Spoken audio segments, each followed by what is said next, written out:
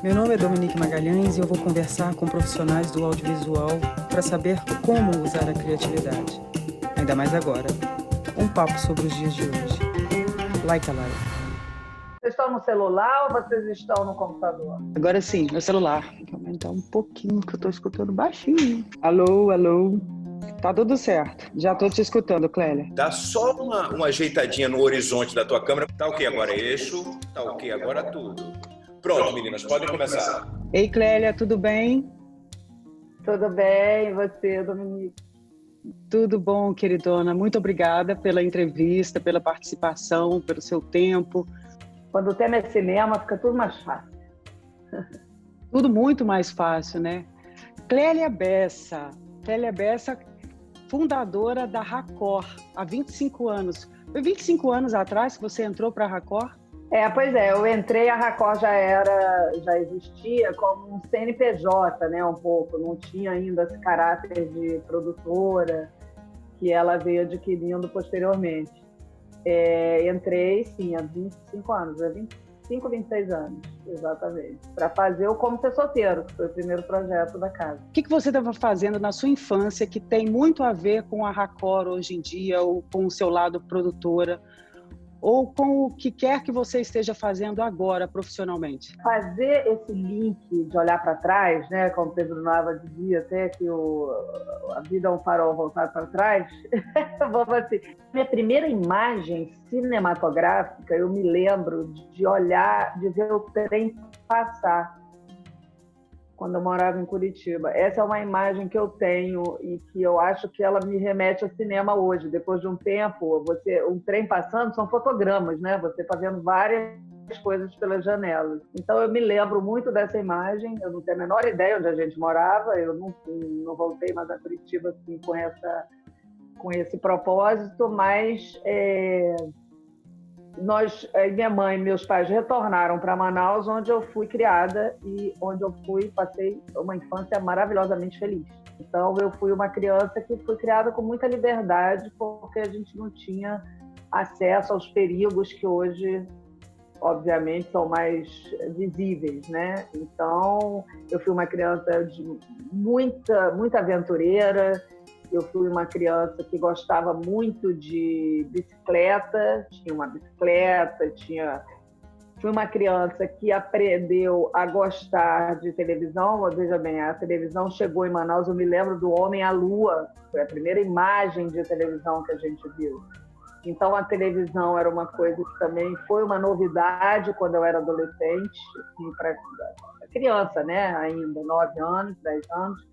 Então, acredito que o que me influenciou no audiovisual de uma certa forma, eu tinha...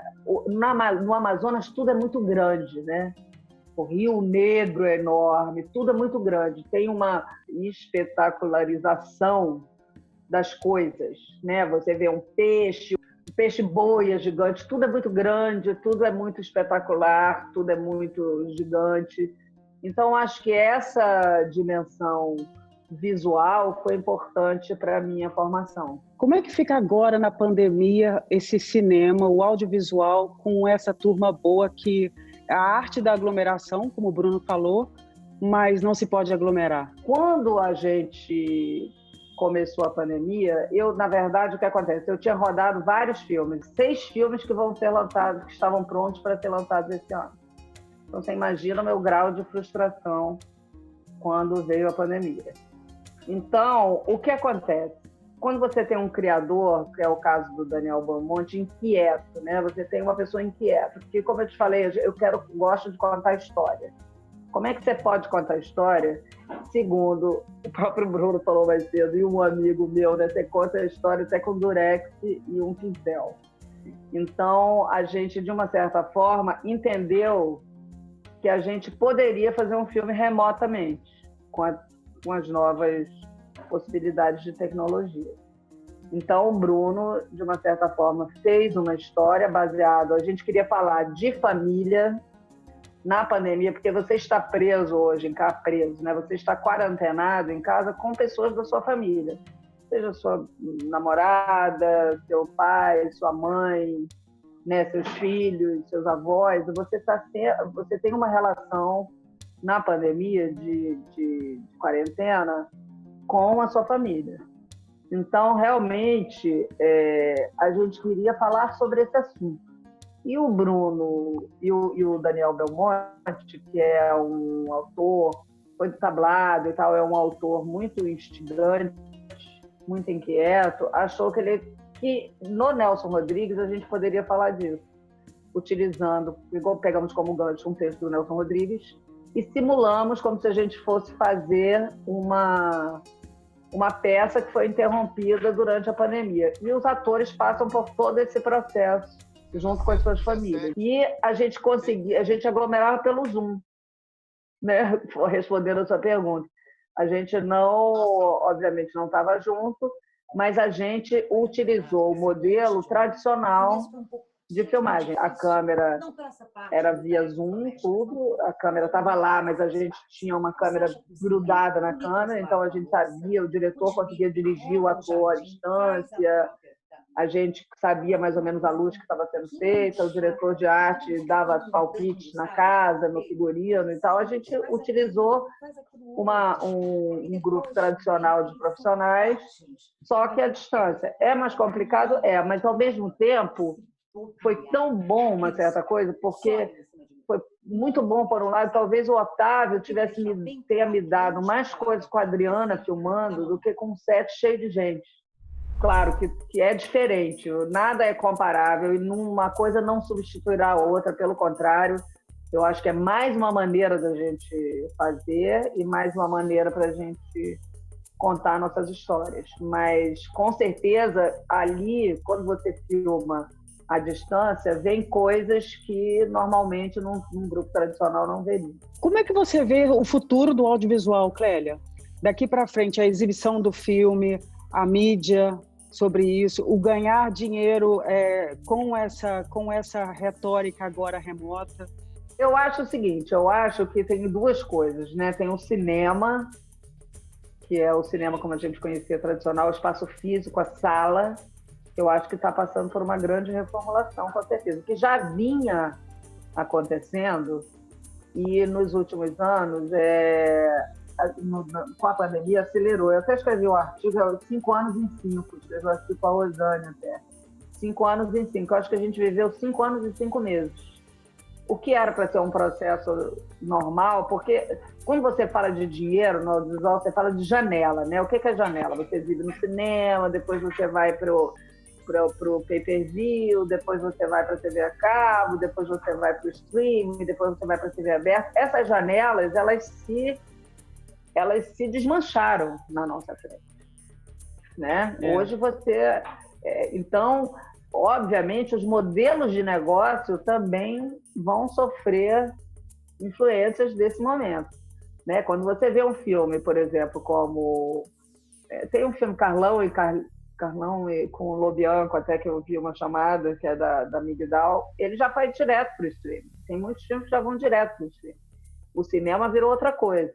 Então, o que será que vai para o cinema? O que será que vai acontecer? Então, o cinema é uma opção que eu vou ter, mas, obviamente, aquilo vai estar no streaming muito mais rápido, numa janela muito mais curta do que era anteriormente. Então, acho que, na verdade, a gente tem vivido uma mudança que ela está ocorrendo nesse momento. Eu não sei te dizer qual será o futuro.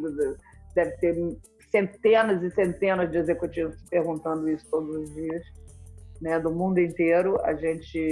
Óbvio que a gente sabe contar história. 2, a gente no Brasil construiu uma indústria que infelizmente está sofrendo bastante agora com essa pandemia e com as políticas públicas. Infelizmente, no momento em que no mundo inteiro cresce, porque o que acontece? Todos nós vamos consumir. Foi o que foi mais consumido durante a pandemia para o audiovisual. A música e o audiovisual foi o parceiro perfeito para e o livro, né? Até menos livro, inclusive, me disseram que alguém me comentou isso outro dia. Mas o audiovisual foi o grande ganhador dessa peleja do Covid contra os seres humanos. Grande ganhador no sentido de foi consumido vorazmente, não existia ninguém que não estivesse vendo qualquer coisa naquele momento. Tanto que a Globoplay, ela veio para ficar, né? Que foi um Netflix, veio para ficar. Todas as plataformas se consolidaram fortemente durante essa pandemia.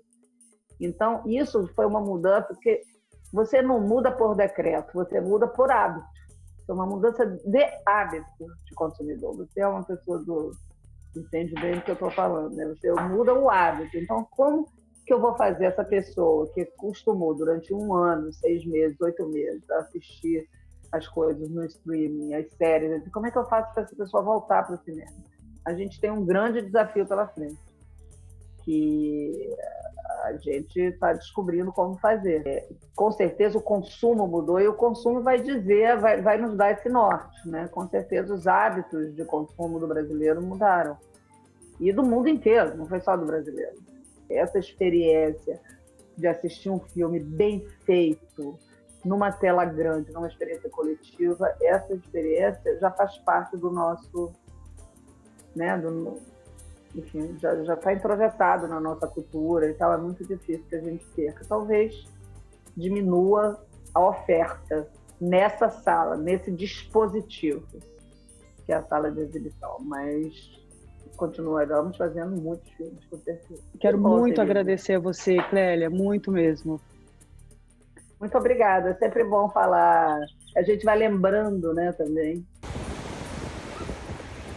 Clélia, arrasou, obrigadíssimo, foi bom te ver mesmo assim remotamente. Também.